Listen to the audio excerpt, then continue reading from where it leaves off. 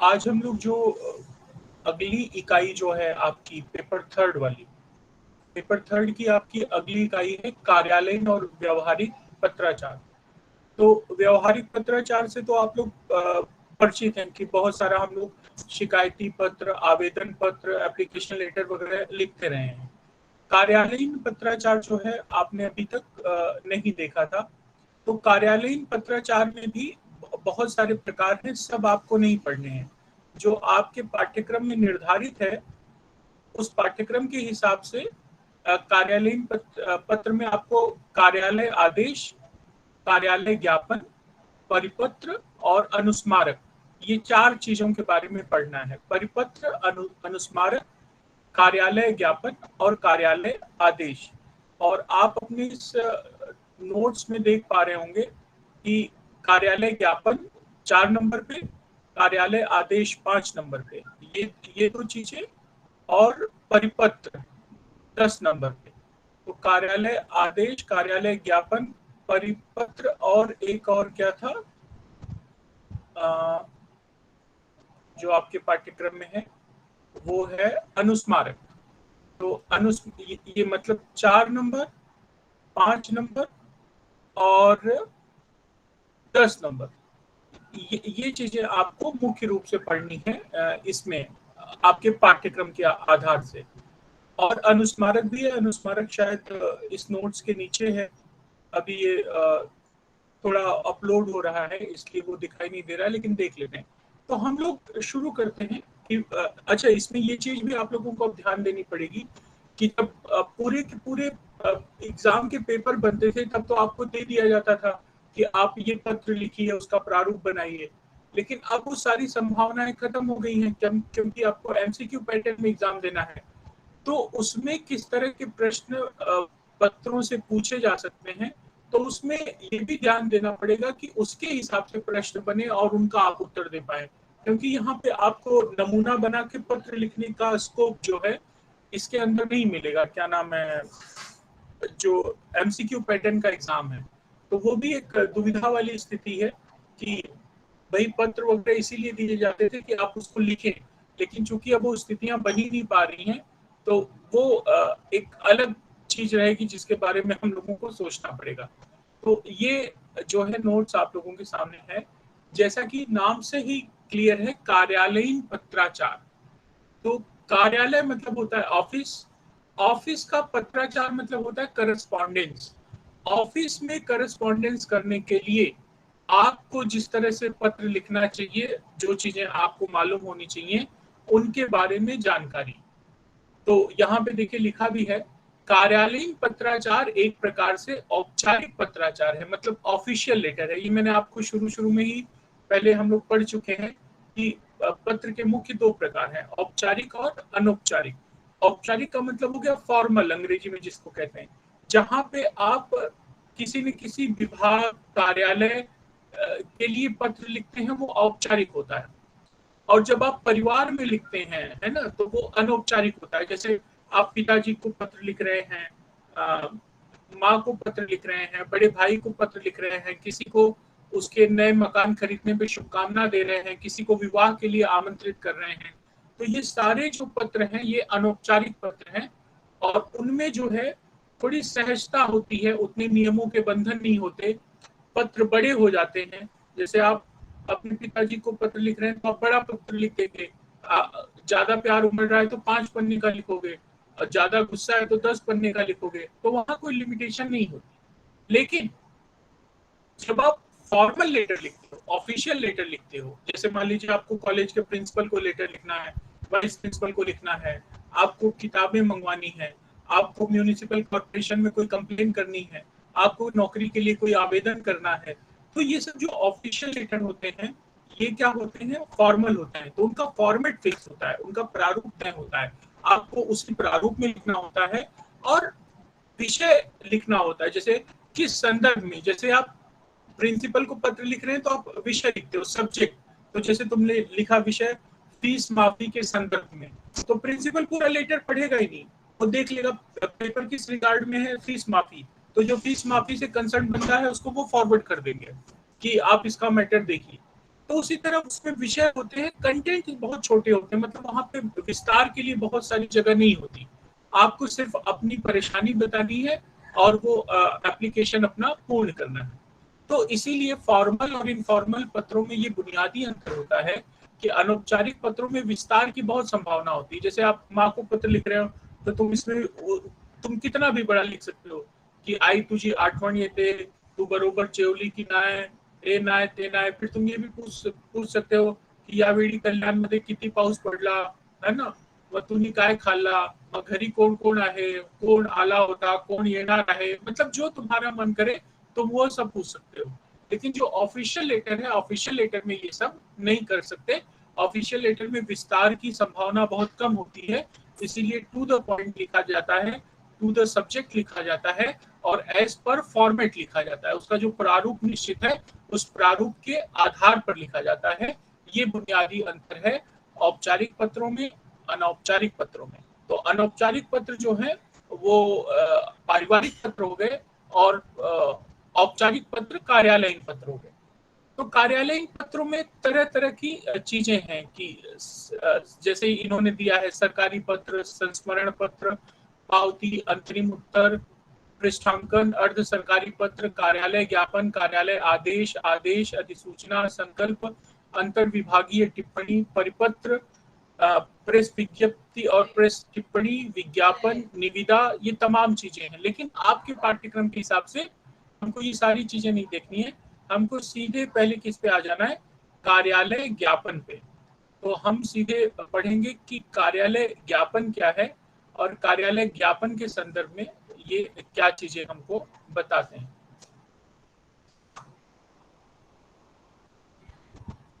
तो आप इसका प्रारूप इन सब का देख के रखिए और एमसीक्यू पैटर्न में किस तरह के प्रश्न पूछे जा सकते हैं उसकी चर्चा हम लोग कर लेंगे, ताकि ये चीजें भी क्लियर रहें कि आपके एग्जाम से जो है संबंधित किस तरह की चीजें पूछी जा सकती हैं। आप उसी हिसाब से अपना तैयारी रखें, लेकिन ये चीजें समझ के लेना जरूरी है और इस तरह की चीजें पाठ्यक्रम में रखी भी इसीलिए रखी जाती है ताकि बच्चे इन सारी चीजों से विधिवत परिचित हो सकें। देखिए ये आ गया पृष्ठ कार्यालय ज्ञापन का। तो कार्यालय ज्ञापन होता क्या है, उसका उद्देश्य क्या होता है। तो इन्होंने लिखा है कि इस पाठ में हम कार्यालय ज्ञापन के प्रयोजन, प्रारूप एवं विभिन्न स्थितियों के साथ साथ विभिन्न वाक्य साँचों मतलब वाक्य स्ट्रक्चर, अभिव्यक्तियों तथा शब्दावली का अभ्यास करेंगे और प्रारूप लेखन का भी अभ्यास करेंगे। प्रयोजन क्या होता है कार्यालयीन ज्ञापन का, विभागों, मंत्रालयों एवं कर्मचारियों को सूचना देने अथवा सूचना मांगने के लिए तथा संबद्ध एवं अधीनस्थ कार्यालय के साथ पत्र व्यवहार करने के लिए। कि कार्यालय ज्ञापन कहाँ कहाँ दिया जाता है, विभागों, मंत्रालय एवं कर्मचारियों को सूचना देने। जैसे किसी विभाग में या मंत्रालय में जो कर्मचारी हैं उनको कोई सूचना देनी है या उनसे कोई सूचना मांगनी हो तो उसके लिए कार्यालय ज्ञापन दिए जाते हैं। तथा संबद्ध एवं अधीनस्थ, अधीनस्थ मतलब सबऑर्डिनेट, जो तुम्हारे नीचे काम करते हैं या जो तुमसे जुड़े हुए हैं, संबद्ध कार्यालय के साथ पत्र व्यवहार करने के लिए भी ये सारे पत्र कार्यालय पत्र लगते हैं। तो जैसे मान लो किसी विभाग विशेष से तुमको कोई सूचना मांगनी है तो उसके लिए भी तुम कार्यालय ज्ञापन देते हो। अब ये कहाँ कहाँ दिए जा सकते हैं, तो मंत्रालयों में दिए जाते हैं, सरकारी विभागों, कार्यालयों एवं कर्मचारी को दिए जाते हैं। किन मामलों में जो है कार्यालयीन ज्ञापन दिए जाते हैं, कौन से ऐसे मामले होते हैं जिसमें कार्यालयीन ज्ञापन दिए जाते हैं, तो उसमें है पत्र का प्रयोग दो मंत्रालयों के बीच नहीं किया जाता, इसलिए अन्य मंत्रालयों विभागों से पत्र व्यवहार करने के लिए, अन्य मंत्रालयों विभागों से पत्र व्यवहार करने के लिए, विभाग में काम करने वाले कर्मचारियों से सूचना मांगने या उन्हें सूचना भेजने के लिए, या संबद्ध एवं अधीनस्थ कार्यालयों से साथ पत्र व्यवहार करने के लिए। इसका उपयोग इन्हीं चीजों के लिए किया जाता है। पत्र का प्रयोग दो मंत्रालयों के बीच नहीं किया जाता, इसलिए अन्य मंत्रालयों विभागों से पत्र व्यवहार करने के लिए, कि जैसे दो अन्य विभागों के बीच में पत्र व्यवहार करना है तो उसके लिए, विभाग में काम करने वाले कर्मचारियों की सूचना मांगने और सूचना भेजने के लिए, या संबद्ध और सबऑर्डिनेट या अधीनस्थ कार्यालयों के साथ पत्र व्यवहार करने के लिए। अब इसकी भाषा क्या हो, इसकी भाषा क्या हो, लेक्चर में बाद में करते हैं। तो इसकी भाषा क्या हो और उसका प्रारूप क्या हो, ये देखिए यहाँ पे दिया हुआ है। प्रारूप एवं कलेवर की कैसे ये लिखा जाता है। तो जैसे संख्या, पत्र संख्या होती है, तो मान लो पत्र संख्या ऊपर लिख दिया, भारत सरकार को कौन सा मंत्रालय, मान लो शिक्षा मंत्रालय, और उसमें कौन सा बदली विभाग, स्थान, दिनांक, ये मेंशन हो गया। फिर कार्यालय का ज्ञापन है ना, कि विषय क्या है, किस विषय के संदर्भ में आपने लिखा है कि मातहत अधिकारियों से जानना चाहता हूं कि इस साल थाने जिले में प्राइमरी शिक्षकों में कितने लोगों की बदली हुई है ना। फिर कृपया इस संदर्भ में शीघ्र जानकारी प्रेषित करें, है ना। और इसको किसको किसको मंगाना है उनका लिख दिया। और प्रारूप के मुख्य बिंदु क्या होंगे ये मेंशन कर दिया गया कि कार्यालय ज्ञापन के सभी प्रारूपों में सबसे ऊपर मध्य में पत्र के में समान संख्या लिखी जाती है, उसके नीचे भारत सरकार, फिर उसके नीचे मंत्रालय का नाम तथा सबसे नीचे विभाग का नाम लिखा जाता है। प्रारूप के दाईं ओर खाली स्थान में जगह का उल्लेख किया जाता है, इसके नीचे दिनांक लिखा जाता है जिसमें कार्यालय ज्ञापन भेजने की तारीख लिखी जाती है। प्रारूप के मध्य में कार्यालय ज्ञापन सभी में समान रूप से लिखा जाता है। प्रारूप के बाईं ओर विषय लिखा जाता है जिसमें कार्यालय ज्ञापन का विषय संक्षेप में लिखा जाता है। कार्यालय ज्ञापन के पहले अनुच्छेद पर क्रमांक नहीं लिखा जाता, परंतु दूसरे अनुच्छेद के प्रारंभ में 2 लिखा जाता है। इस प्रकार तीसरे चौथे अनुच्छेद पर क्रमशः 3 और 4 लिखा जाता है। कार्यालय ज्ञापन के कलेवर संबंधी नमूने आगे दिए जाएंगे, मतलब पत्र कैसा है पूरा, अभी तो खाली उन्होंने प्रारूप बताया, उसका नमूना मतलब उसका एग्जाम्पल भी नीचे देंगे। कलेवर के पश्चात प्रारूप के दाईं ओर भेजने वाले अधिकारी का नाम पुस्तक के बीच में लिखा जाएगा। तो ये उसका क्या क्या होना चाहिए उसकी सूचना है। अब इन्होंने उसका एक प्रारूप बना, मतलब उसी प्रारूप में एक पूरा का पूरा पत्र लिख दिया है। कर्मचारियों से जैसे सूचना मंगानी है तो पत्र संख्या मान लो जो भी है, भारत सरकार राजस्व विभाग आयकर कार्यालय और राजस्व भवन ITO नई दिल्ली, दिनांक इतना, है ना। कार्यालय ज्ञापन क्या है, अध्ययन हेतु अनुमति प्रदान करने के संदर्भ में, मतलब स्टडी के लिए अनुमति प्रदान करने के संदर्भ में। श्री क ख ग मतलब जो भी नाम हो, क ख ग मतलब जैसे हम लोग अंग्रेजी में ABC लिख देते हैं, या मिस्टर सो एंड सो, तो जैसे श्री राम प्रकाश तिवारी आयकर निरीक्षक को सूचित किया जाता है कि उन्हें निम्नलिखित शर्तों पर विधि संकाय दिल्ली विश्वविद्यालय से LLB करने के लिए अनुमति प्रदान की जाती है। इस अध्ययन के दौरान कार्यालय के कार्य में आप कोई बाधा कार्यालय के कार्य में कोई बाधा उत्पन्न न हो, इसकी तैयारी के लिए किसी प्रकार का कोई अवकाश स्वीकृत नहीं किया जाएगा। दी गई अनुमति जनहित में कभी भी वापस ली जा सकती है। ये आयकर आयुक्त ने अपने अधिकारी को सूचित कर दिया कि मैंने तुम्हें छुट्टी ग्रांट कर दी है। और दूसरा उन्होंने प्रारूप दिया है, सेवा में श्रीमान जो भी हैं सभी कार्यालयों को सूचना देने के लिए, है ना। और इसमें क्या लिखा है, विषय देखो, सब्जेक्ट भारत सरकार के स्वामित्वाधीन या उसमें नियंत्रणाधीन सरकारी उपक्रमों, बैंकों, स्वायत्त संगठनों, निगमों, निकायों आदि के कर्मचारियों को हिंदी प्रबोध, प्रवीण, प्राज्ञ और हिंदी टंकण एवं हिंदी आशुलिपि की पाठ्य पुस्तकें निःशुल्क उपलब्ध कराना, मतलब अपने विभाग के लोगों को निःशुल्क हिंदी की पुस्तकें और हिंदी टाइपिंग वगैरह की सुविधा उपलब्ध करा रहे हैं उसके संदर्भ में। तो वो बताते हैं कि केंद्र सरकार के सभी कर्मचारियों तथा भारत सरकार के स्वामित्वाधीन या उसके नियंत्रणाधीन सरकारी उपक्रमों, बैंकों, स्वायत्त संगठनों, निगमों, निकायों आदि के सभी कर्मचारियों के लिए हिंदी भाषा, हिंदी टंकण एवं हिंदी आशुलिपि का सेवाकालीन प्रशिक्षण अनिवार्य है। हिंदी शिक्षण योजना केंद्रीय हिंदी प्रशिक्षण संस्थान द्वारा संचालित हिंदी प्रबोध, प्रवीण, प्राज्ञ और हिंदी टंकण एवं हिंदी आशुलिपि प्रशिक्षण पाठ्यक्रमों की पाठ्यपुस्तकें केवल केंद्र सरकार के कर्मचारियों को निःशुल्क उपलब्ध कराई जा रही हैं। अब यह निर्णय लिया गया है कि भारत सरकार के स्वामित्वाधीन या उसके नियंत्रणाधीन सरकारी उपक्रमों, संगठनों, निगमों, निकायों आदि के जो कर्मचारी, मतलब पहले खाली सेंट्रल गवर्नमेंट के एम्प्लॉइज को था, लेकिन अब कर दिया कि जो भी एम्प्लॉय करना चाहे उनको मुफ्त में उपलब्ध कराया जाएगा।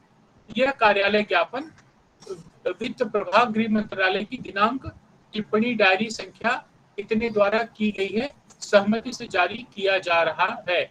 और ये किसको किसको प्रेषित किया गया है, उन सब के यहाँ पे क्रम से नंबर दे दिए गए। निर्वाचन आयोग को दिया गया, संघ लोक सेवा आयोग को दिया गया, केंद्रीय सतर्कता आयोग को दिया गया।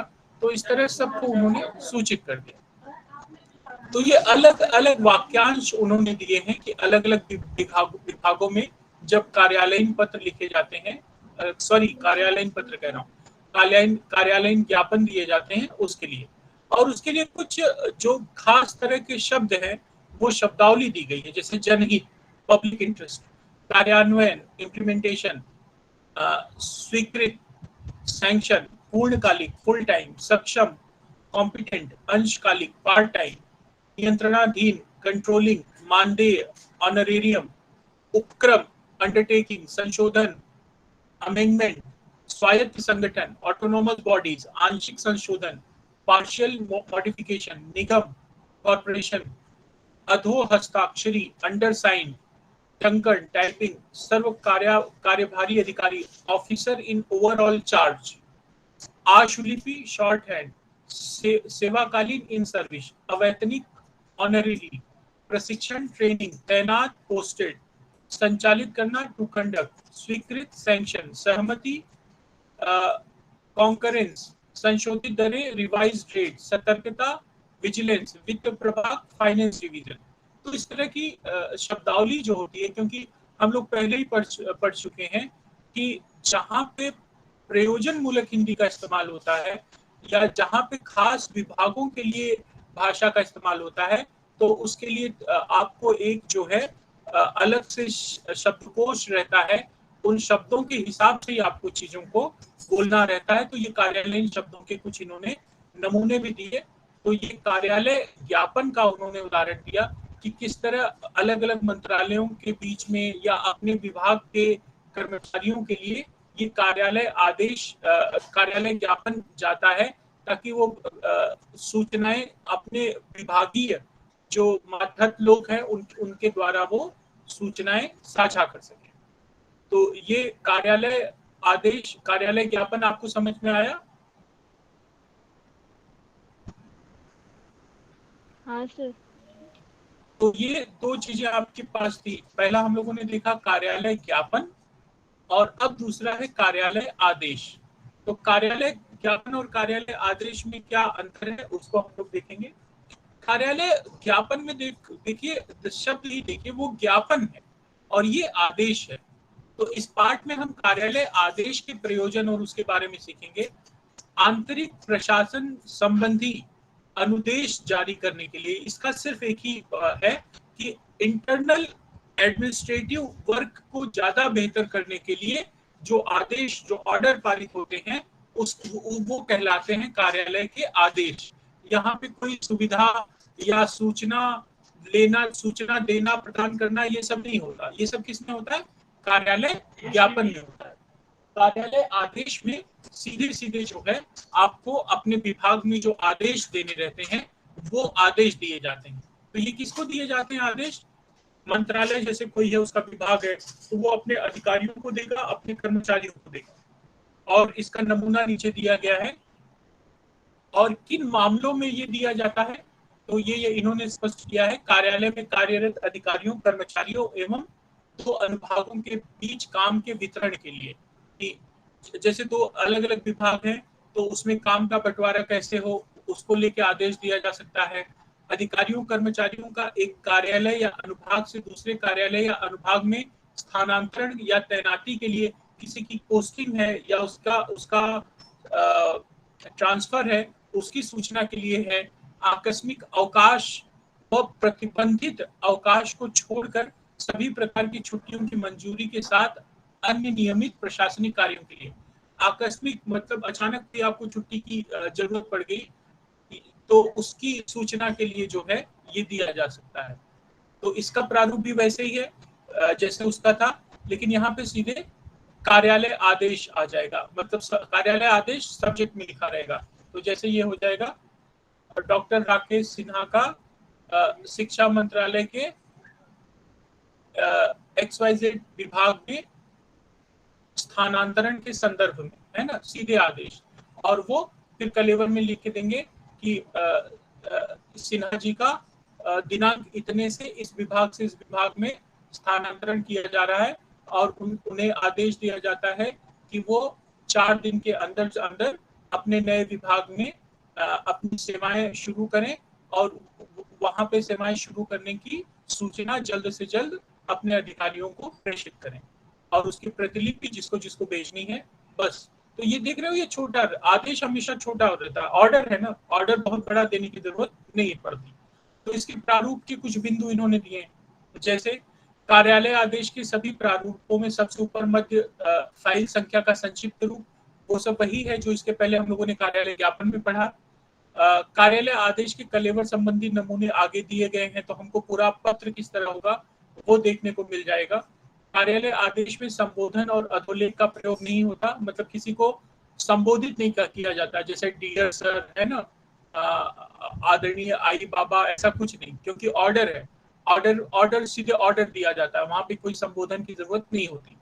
विषय और संदर्भ भी कार्यालयी आदेश में नहीं लिखे जाते, इसमें सब्जेक्ट भी नहीं लिखा जाता, क्योंकि सीधे आदेश आ रहा है। तो अगर ऑर्डर है तो आप सीधे सीधे उसको आदेश प्रेषित कर रहे हैं, तो वहां पे सब्जेक्ट भी नहीं होते और संबोधन भी नहीं होते। ये दो मुख्य बातें हैं, जबकि ये दोनों चीजें कार्यालयीन ज्ञापन में रहती हैं, लेकिन आदेश में ये दोनों चीजें निकल जाती हैं। क्या? विषय और संबोधन, ये दोनों चीजें निकल जाती हैं। अब इसका एक कलेवर देख लेते हैं हम लोग कि किस तरह से इसका नमूना है। जैसे छुट्टी की मंजूरी, है ना, भारत सरकार केंद्रीय अनुवाद ब्यूरो, है ना, इसका है। तो कार्यालय आदेश, आदेश क्या है? श्रीमती वीना कुकरेती, प्रशिक्षण अधिकारी, प्रशिक्षण अनुभाग, मुंबई को दिनांक 4/4/2007 से 8/4/2007 तक 5 दिन का अर्जित, अर्जित मतलब अर्न लीव, अर्जित अवकाश स्वीकृत किया जाता है, और उन्हें छुट्टी से पहले तथा छुट्टी के बाद पड़ने वाले शनिवार रविवार आदि अवकाशों की जोड़ने की अनुमति भी दी जाती है। यह प्रमाणित किया जाता है कि छुट्टी की समाप्ति पर श्रीमती वीना कुकरेती के उसी स्थान पर लौटने की संभावना है जहां से वे छुट्टी पर गई थी। तो ये एक तरह से आदेश दे दिया गया कि अब इनकी छुट्टी मंजूर हो गई और वो वापस उसको ज्वाइन कर लेंगी। तो इसमें अब एक बार आदेश आ गया तो ये फाइनल हो गया, अब इसमें कोई इफ और बट की जगह नहीं बचती। एक दूसरा प्रारूप देखिए कार्यालय आदेश का, कि सचिवालय प्रशिक्षण तथा प्रबंध संस्थान कार्मिक और प्रशिक्षण विभाग नई दिल्ली के पत्र संख्या इतने इतने दिनांक द्वारा दिनांक इतने से इतने तक 4 दिवसीय प्रशिक्षण पाठ्यक्रम विंडोज एवं माइक्रोसॉफ्ट वर्ड एक परिचय हेतु नामांकन की स्वीकृति प्राप्त होने के फलस्वरूप इस कार्यालय के श्री VN गिरी, वरिष्ठ संकलनकर्ता, सैंपल रजिस्ट्रीकरण प्रणाली प्रभाग, तथा श्री राजपाल, कनिष्ठ संकलनकर्ता को दिनांक को अपराह्न से कार्य मुक्त किया जाता है, मतलब उनको छुट्टी दे दी जाती है, उनके उनके कार्य की से मुक्त कर दे रहे हैं। श्री गिरी वरिष्ठ संकलनकर्ता तथा श्री राजपाल संकलनकर्ता को निर्देश दिया जाता है, निर्देश दिया जाता है कि मतलब ये निर्देश दिया जा रहा है, ऑर्डर दिया जा रहा है कि वे प्रशिक्षण कार्यक्रम में भाग लेने हेतु श्री हरिओम सिंह उप निदेशक को दिनांक पूर्वाह्न 9:15 बजे कंप्यूटर लैब, सचिवालय प्रशिक्षण तथा प्रबंध संस्थान, जवाहरलाल नेहरू विश्वविद्यालय पुराना, नया बहरौली रोड, दिल्ली रिपोर्ट करें, और प्रतिलिपि जिनको जिसको सूचना गई है उनको सूचना दे दी गई। और ये एक अगला कार्यालयीन आदेश है।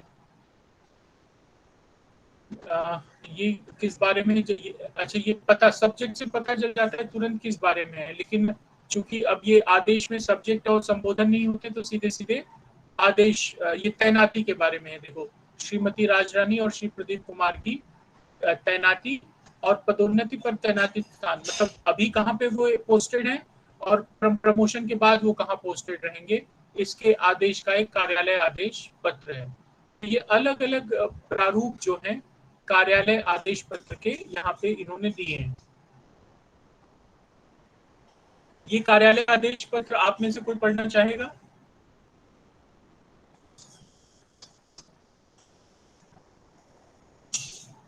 सर आप लोगों कहाँ में से लेकर कहाँ तक? यहाँ से एकदम राजभाषा विभाग, गृह मंत्रालय से।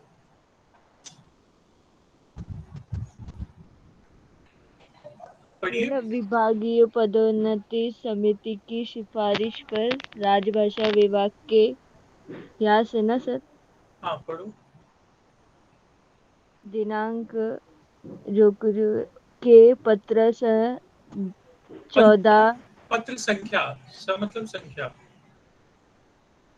पत्र संख्या 14/034/56 सर, राभा मतलब नहीं ये क्या पढ़ा तुमने?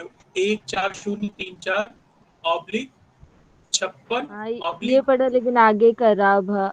वो किसी चीज का शॉर्ट फॉर्म है, मुझे लगता है राजभाषा है ना। राभा मतलब राजभाषा, प्रसी मतलब प्रशिक्षण, है ना, या प्रशिक्षु, ऐसा होगा।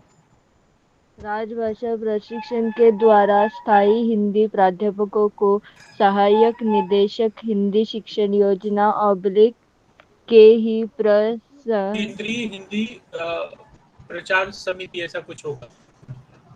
के पद पर वेतनमान PB 31560-39100 ग्रेड वेतन 5400 पदोन्नत किए जाने के परिणाम स्वरूप उनके नाम के सामने दर्शाए गए केंद्रों पर तैनात किया जाता है। यह पदोन्नति सहायक निदेशक के पदभार ग्रहण करने की तिथि से प्रभावी होगी। सर, ये तख्ता भी पढ़ना होगा। नहीं ठीक है, तो देखो इसकी लैंग्वेज देख रहे हो ना, एकदम बंधी हुई है।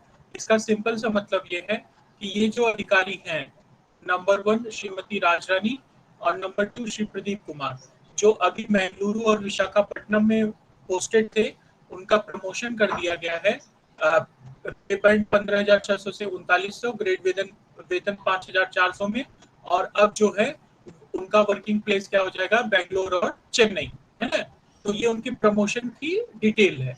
तो ऐसी चीजों के आदेश जो है कार्यालय आदेश पत्रों के माध्यम से आते हैं। तो इस तरह हम लोगों ने देखा कार्यालय ज्ञापन और कार्यालय आदेश, इन दोनों चीजों में बुनियादी अंतर क्या है और इनके अलग अलग प्रारूप क्या होते हैं, किस तरह से इनका उपयोग किया जाता है।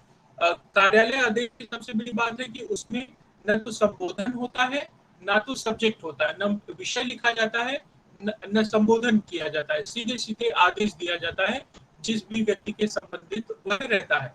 और इसके लिए भी इनकी कुछ खास शब्दावलियां हैं जो यहाँ पे उन्होंने उसकी एक सूची दी है। इसको आप में से कोई पढ़ना चाहेगा? सहायक शब्दावली।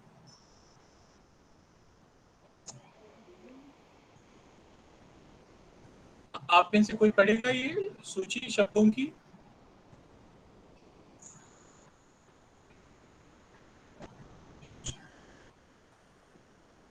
हिंदी और अंग्रेजी सर में। पढ़े। हाँ सर, जो मैं पढ़ू। हाँ जो हिंदी में लिखा है उसी का अंग्रेजी में उसके सामने अर्थ लिखा है। हाँ बेटा पढ़ो। अनुसंधान सहायक, research assistant, research research assistant, हाँ। तैनाती, पोस्टिंग, अधिवर्षिता, सुपर एनुएशन, अधिवर्षिता, नवीनीकरण। सुपर एनुएशन। अधिवर्षिता या सुपर एनुएशन का मतलब समझे? सुपर एनुएशन की डेट मतलब किस तारीख को रिटायर होंगे, है ना। जैसे कोई मुझसे पूछे कि आपका सुपर एनुएशन डेट क्या है, तो मैं बता दूंगा कि 9 फरवरी 1900 कह रहा हूँ, 9 फरवरी 2042, है ना। तो वो मेरी अधिवर्षिता तारीख होगी या सुपर एनुएशन की डेट होगी कि आप कब रिटायर होने वाले हैं, वो तारीख। ठीक है। नवीनीकरण, रिन्यूअल, नियुक्ति हाँ, प्रस्ताव, ऑफर ऑफ अपॉइंटमेंट, निरीक्षण, इंस्पेक्शन, प्रतिपूरक अवकाश, कंपल्सरी लीव, प्रमाण। कंपनसेट नहीं, प्रतिपूरक अवकाश, कंपनसेटरी लीव, मतलब कोई चीज कंपनसेट करके देना। जैसे जैसे मैं बोलूं कि आज मैं लेक्चर नहीं लूंगा, है ना। तो मुझसे प्रिंसिपल ये कह सकता है कि ठीक है आज आप लेक्चर नहीं लेंगे, लेकिन आप उसको कंपनसेट कर दीजिए, मतलब छुट्टी के दिन वो आप लेक्चर लेके आज जो नुकसान हुआ है उसको पूरा कर दीजिए। तो इसको प्रतिपूरक अवकाश कहते हैं, कंपनसेटरी लीव। हाँ प्रमाणित करना, टू सर्टिफाई, प्रवेश और निकास, एंट्री एंड एग्जिट, मध्यांतर अवधि, लंच इंटरवल, मूलभूत नियमावली, फंडामेंटल रूल्स, विहित दर, प्रिस्क्राइब्ड रेट, वेतनमान, पे स्केल। और ये समयोपारी भत्ता, ओव्हरटाइम अलाउंस, स्थानापन्न, ऑफ सिकेटिंग, स्थायी परमानेंट, साप्ताहिक रिपोर्ट, वीकली स्टेटमेंट, आंतरिक मूल्यांकन, इंटरनल असेसमेंट। असेसमेंट, वितरण, डिस्ट्रीब्यूशन, अनुभागीय, सेक्शनल, विभागीय, डिपार्टमेंटल, अनुमानित, एस्टिमेटेड, प्रमाणित, सर्टिफाइड, अनुशासनिक, डिसिप्लिनरी, डिसिप्लिनरी। सृजित, क्रिएटेड। Very good. तो ये दो प्रकार के कार्यालयीन ज्ञापन और कार्यालयीन प्रारूप के जो हम लोगों ने आज देखे।